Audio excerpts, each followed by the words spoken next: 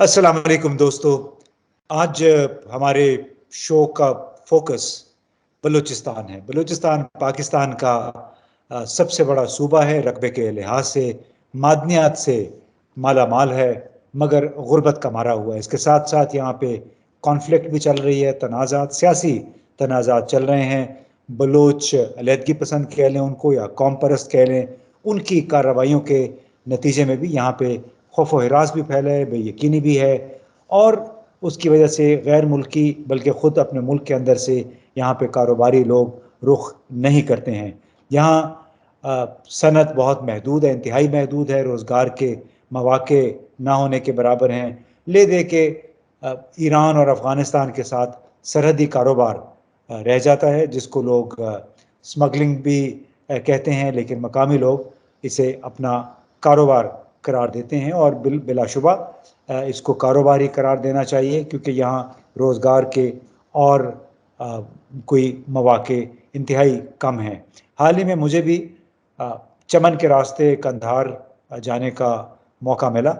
और वहाँ जाके एहसास हुआ कि इस इलाके में कितनी गुर्बत है, कितनी बेबसी है। कुछ मैंने वीडियो भी वहाँ पे बनाया। इस वीडियो में आप देखिए, हमारे दाएं, ख़ास तौर पे बाएं तरफ जो वीडियो पे आप देख रहे हैं, इसमें ये छोटे छोटे बच्चे हैं जिनका ताल्लुक़ उन कबाइल से है जो कि सरहद के दोनों तरफ रहते हैं, और ये अपनी एक दिहाड़ लगाने के लिए किसी का कार्टन उठाया हुआ है उन्होंने, किसी के बोरी उठाई हुई है, खाने पीने की अशियाएँ, बाज़ औक़ात इलेक्ट्रॉनिक्स भी होती हैं, इसमें ईरान से आई हुई अशिया भी शामिल हैं। तो इसको कई मरतबा इन बच्चों के साथ कई मरतबा ज़्यादती भी हो जाती है इन्हें, क्योंकि कहा जाता है कि ये खेपिए हैं, स्मगलिंग कर रहे हैं। कुछ ऐसे ही हालात जो ईरान के साथ मिलने वाली हमारी सरहद है वहाँ पे भी हैं। ताफ्तान का इलाका है, फिर एक गब्त एक बड़ा बॉर्डर पॉइंट है जहाँ पे एक मार्केट बड़ी बन रही है, और हाल ही में डॉन अखबार में एक रिपोर्ट छपी, और उस रिपोर्ट में यहाँ पे बनने वाली इस मार्केट के हवाले से मकामी लोगों के कुछ तहफ़्फ़ुज़ात थे, कुछ ख़दशात थे, उसका इजहार किया गया। इस रिपोर्ट को फ़ाइल करने वालों में बहराम बलोच साहब भी शामिल थे। ये गवादर के रहने वाले हैं, हमारे साथ इस वक्त मौजूद हैं, और मैं उन्हें खुशामदीद कहूँगा। अस्सलाम वालेकुम बहराम। वालेकुम सलाम। जी जनाब, ये बताइएगा कि आपने अब गब्त की तरफ गए, तो आम लोगों को मालूम नहीं कि गब्त क्या है, तो ये बताइए कोयटा से या गवादर से ये कितना दूर है, और इसकी क्या अहमियत है ईरान के साथ बॉर्डर के तौर पे? जी देखें, गब्त यहाँ ग्वादर से 120 किलोमीटर के फासले पर है, और ईरान का सरहदी इलाका है। गब्त रिंदान ग्वादर बॉर्डर्स को कहते हैं, और ये पूरे मकरान में सबसे बड़ा तजारती सरहदी इलाका है, और यहाँ पे रोज़ाना सैकड़ों गाड़ियाँ तजारती सामान लेकर एक दूसरे बॉर्डर में एंटर होते हैं और निकलते हैं। और इस वक्त वहाँ असल में यह है कि ये शुरू में एक गैर आबाद इलाका था, मकामी सतह पे लोगों ने इसको आबाद किया, और अभी जो वहाँ पे एक बहुत बड़ी मार्केट बनी हुई है, तो बहुत बड़ी मार्केट बनी हुई है जिसमें हज़ारों लोग वहाँ पे कारोबार कर रहे हैं, बिजनेस कर रहे हैं, और लीगल बिजनेस कर रहे हैं। और अमूमन हम यहाँ पे सुनते हैं कि सरहदों पे स्मगलिंग होती है, लेकिन यहाँ पे लीगल तजारत होती है, जिसमें मकामी लोगों का इस एरिया को आबाद करने में मकामी लोगों का बहुत बड़ा किरदार है। जी। तो मैं वही पूछना चाह रहा था कि मकामी आबादी या मकामी जो ट्रेडर्स हैं, कारोबारी हजरात हैं, उनको अभी इस वक्त क्या फ़ायदा हो रहा है, क्या ज़्यादातर कारोबार होता है? एक तो ये है कि वहाँ पे चूँकि मकामी अफराद का ताल्लुक ग्वादर से है, और उस तरफ भी उनके ताल्लुकात हैं, तो यानी कि ईरान की तरफ, तो यहाँ पे सबसे बड़ा उनका जो कारोबार है, बिजनेस है, वो क्लियरिंग और फॉरवर्डिंग का भी कारोबार है, गैस का भी है, जो अशिया खुर्दनोश है वो कुछ चीज़ें मिलाते हैं। और सबसे बड़ी बात यह है कि यहाँ पे लोगों ने ट्रांसपोर्ट कायम कर रखा है, और वेयर हाउसेज कायम कर रखे हैं, तो वो अपने आप उस पर तजारत करते हैं, इसी के ज़रिए तजारत करते हैं, और ये सारा तजारत जो हो रहा है ये बाकायदा लीगल तरीके से हो रहा है। अच्छा, तो इसमें अब मकामी لوگوں کے کچھ خدشات بھی ہیں، کچھ تحفظات بھی ہیں، کیونکہ یہاں پہ اب کچھ ایسی ڈیولپمنٹس ہوئی ہیں جس میں سرکاری ادارے بھی شامل ہو گئے ہیں، تو کیا تحفظات ہیں؟ ایک تو مسئلہ ابھی یہ آ رہا ہے کہ یہاں کے مقامی لوگوں کے جو وہاں پہ تجارت کرتے ہیں، مقامی لوگ بھی چیمبر آف کامرس کے توسط چیمبر آف کامرس بھی ہے، تو یہاں مقامی لوگوں کا سب سے بڑا خدشہ یہ ہے کہ یہ شروع میں جب یہ بالکل ایک گہرا آباد علاقہ تھا، مکمل طور پر ایک گہرا آباد علاقہ تھا، مقامی سطح پہ ایک بہت حوصلہ نامی ایک شخصیت تھے علاقے کے، اللہ اس کو جنت نصیب فرمائے، تو صرف اس نے جو ہے اس علاقے کو آباد کرنے کے لیے ایک بڑا انیشیٹو لیا تھا، اور وہاں پہ بیٹھ کے اس نے کہا تھا کہ یہاں پہ ہم لیگل تجارت بھی کر سکتے ہیں۔ تو میں شروع میں خود گیا تھا، وہاں صرف وہی ایک ہی بندہ بیٹھتا تھا اور ایک کسٹم کے ایک دو اہلکار بیٹھتے تھے، تو آہستہ آہستہ یہ کام بڑھتا گیا تو اب وہاں پہ ایک بہت بڑی مارکیٹ بنی ہوئی جس کا کپتان ہے، تو بہت بڑی مارکیٹ بنی ہوئی ہے جس میں ہزاروں لوگ برسر روزگار ہیں۔ اب ایک مقامی لوگوں کے لیے ایک مسئلہ یہ ہے کہ اب NLC آ رہا ہے، NLC کے آنے سے مقامی جو تاجر ہیں کہ وہ کہتے ہیں کہ ہمارا NLC کے آنے سے ہمارا کاروبار متاثر ہوگا، متاثر اس لیے ہوگا کہ اب جتنے بھی سامان ہیں وہ ڈائریکٹ NLC کے ویئر ہاؤسز میں جائیں گے، تو انہوں نے وہ کہتے ہیں کہ ہم نے جو ویئر ہاؤسز بنائے ہیں وہ سارے گہرا آباد ہوں گے، جس سے جو ہے جو مقامی سطح پہ جو لوگ تجارت کر رہے ہیں اور ان کا روزگار متاثر ہوگا، ان کا کاروبار متاثر ہوگا، اور ان کی جو بزنس ہے وہ بہت متاثر ہوگا۔ ڈان میں آپ اس کے متعلق تفصیل میں میرے خیال میں آپ بھی پڑھ چکے ہیں، دوسرے لوگ بھی پڑھ چکے ہیں۔ اور میں آپ کو بتاؤں کہ یہاں پہ قادر پورٹ ہے جس پہ جو ہے حکومت نے کروڑوں روپے کی انویسٹمنٹ کی ہے قادر پہ، لیکن وہاں پہ حکومت نے اگر میں بتاؤں کچھ بھی انویسٹمنٹ نہیں کی ہے، لیکن آپ دیکھیں کہ وہاں پہ سالانہ جو ہے ریونیو جنریٹ ہوا ہے، تو وہ مجموعی طور پر جو کران کلیکٹر کا جو مجموعی ریونیو کم تھا وہ 33 بلین سم تھنگ تھا، تو اس میں سے 70-75% جو ہے وہیں بارڈر سے اس کو ریونیو حاصل ہوا ہے۔ اور اس کے علاوہ یہاں کپ کے علاوہ مند کا بارڈر ہے، اس کو بھی اگر اوپن کر دیں، اسی طرح پنجگور کا ہے، اسی کو اوپن کر دیں، لیگل اوپن کر دیں، تو وہاں پہ بھی کاروبار بھی بڑھ سکے گا، ریونیو بھی جنریٹ ہوگا اور لوگوں کو روزگار بھی مل سکے گا۔ لیکن یہ بتائیں کہ NLC کے آنے سے آپ نہیں سمجھتے کہ سہولتیں بہتر ہوں گی اور کاروبار میں مزید اضافہ ہو سکتا ہے؟ لیکن مقامی طور پر جو وہاں کے جو لوگ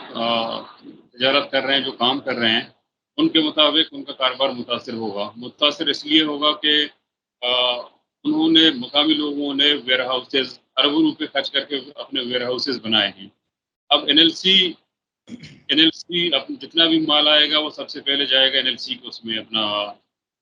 ویئر ہاؤسز میں، وہیں پہ بھی پڑا ہوگا، وہیں سے ہی کلیئر ہوگا اور وہیں سے ہی نکل کے جائے گا۔ مقامی تاجروں کا کہنا ہے کہ ہم نے جو ویئر ہاؤسز اپنے بنائے، اب NLC نہیں ہے جب، تو وہ کہتے ہیں کہ کسٹم سے کلیئرنس کے بعد وہ جا کے ہر ایک جو ہے اپنے اس میں رکھے گا، اپنے ویئر ہاؤسز میں سامان رکھے گا، 2 دن کے بعد اٹھائے گا، 3 دن کے بعد اٹھائے گا اپنا سامان ٹرانسپورٹیشن کے لیے، یا ہفتہ 10 دن کے لیے کوئی ایشو نہیں ہے۔ اب NLC کے آنے سے یہ ہے کہ آپ کو اگر وہاں پہ اگر پڑے بھی رہیں تو لیوریجز اخراجات بھی آئیں گے، اور ان کے ویئر ہاؤسز ہیں وہ غیر فعال ہوں گے، اور انہوں نے جو اربوں روپے کی ہر ایک نے مجموعی طور پر کروڑوں روپے کی انویسٹمنٹ کی ہے، اور مجموعی طور پر مقامی لوگوں کا اربوں روپے کا انویسٹمنٹ ہے، اور ان کو مشکلات کا سامنا کرنا پڑ سکتا ہے۔ لیکن یہ تو اس کے حکومت کے منصوبوں میں شامل تھا کہ چاہے مند ہے، چاہے پنجگور ہے، گپت ہے، چمن ہے، یا خرلاچی ہے جیسے ادھر خیبر پختونخوا کی طرف، کہ انہوں نے یہاں پہ بارڈر مارکیٹس یعنی سرحدی علاقوں میں مارکیٹ بنانی تھی تاکہ جو مقامی آبادی ہے سرحد کے دونوں طرف ان کو فائدہ ہو۔ تو صرف ایک ویئر ہاؤس بننے سے جو نیشنل لاجسٹک سیل ہے نقصان لیکن کیسے ہو؟ وہ الگ مارکیٹ ہیں، ان کو بازارچہ کہتے ہیں کہ آپ محدود پیمانے پہ جا کے آپ تھوڑا سا اپنی طرف سے ایک وہ ہے محدود پیمانے پر آپ جو جا کے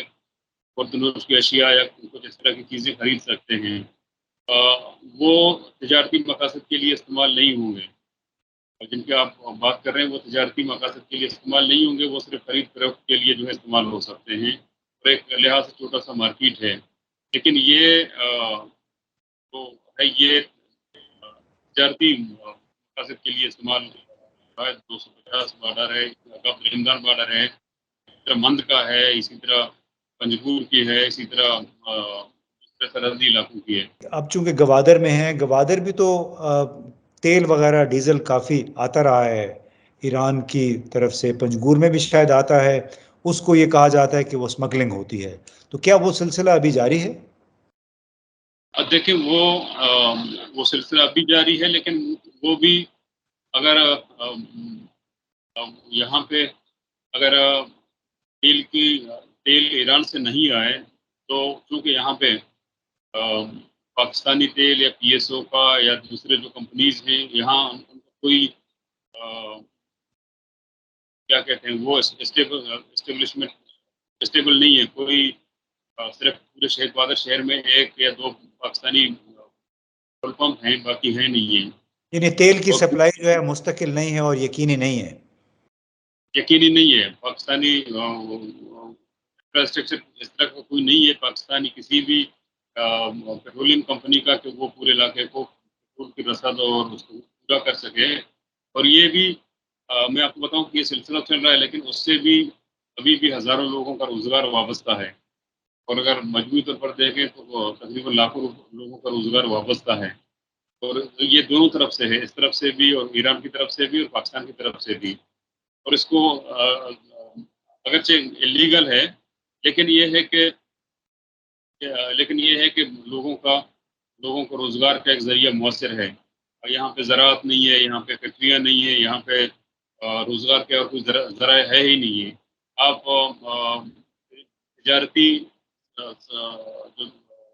تجارتی پوائنٹ ہیں ان کو آپ محدود کر دیں اور NLC کو دے دیں، آپ پیٹرول یا ڈیزل کی اس پہ درآمد اور برآمد کو جو ہے روک لیں، تو پھر روزگاری کی شرح بہت بڑھے گی اور لوگوں کو مشکلات کا سامنا ہوگا. اور اس سے میں آپ کو بتاؤں کہ جو روزگار اپنا جو وہاں سے ڈیزل لا رہے ہیں صرف وہ متاثر نہیں ہوں گے، پورا جو سرکل ہے جو اس سے چلتا ہے وہ پورا متاثر ہوگا. کیونکہ ماہی گیر بھی یہی ایرانی پیٹرول ہی استعمال کر کے جاتے ہیں ماہی گیری کے لیے. باقی جو دوسری ایکٹیویٹیز ہیں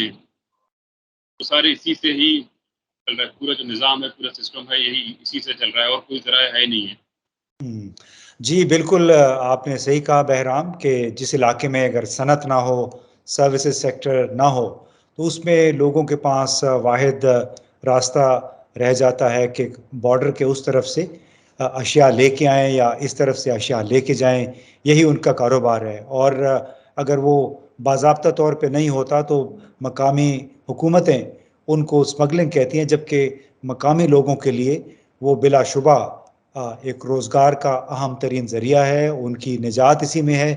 کیونکہ کہیں اور نوکری کے لیے کام کے لیے جا نہیں سکتے، نہیں انہیں کام ملتا ہے. تو بہت بہت شکریہ. بلا شبہ ایک انتہائی اہم مسئلہ ہے، لوگوں کا روزگار اس کے ساتھ جڑا ہوا ہے. اور جہاں پہ لوگ اگر اپنی محنت کر کے کاروباری حضرات، مقامی آبادی ایک سینٹر بنا لیتے ہیں، جیسے آپ نے کہا کہ گپت کے مقام پہ ویئر ہاؤس یعنی گودام وغیرہ لوگوں نے بنائے ہیں اپنے پیسے لگا کے، اور اس میں اگر پھر سرکاری ادارے آ کے مداخلت شروع کر دیں یا وہ آ کے ایک متوازی سٹرکچر کھڑا کر دیں، تو ظاہر ہے جو لوگوں نے وہاں پہ سرمایہ کاری کی ہوتی ہے وہ کافی حد تک خطرے میں پڑ جاتی ہے. تو ان کو نقصان نفع کی بجائے الٹا نقصان ہو جاتا ہے. تو بڑا ضروری ہے کہ آپ کے جو سیاسی نمائندے ہیں وہ بھی اس میں کوئی عملی کردار ادا کریں، بجائے اس کاروبار میں شامل ہونے کے جو کہ سرکاری ادارے آ کے کرتے ہیں. ان کو چاہیے کہ وہ بھی عوام کی آواز بن کے، مقامی ٹریڈرز کی آواز بن کے ان کے مفادات کے تحفظ کی کوشش کریں. بہت بہت شکریہ بہرام بلوچ صاحب.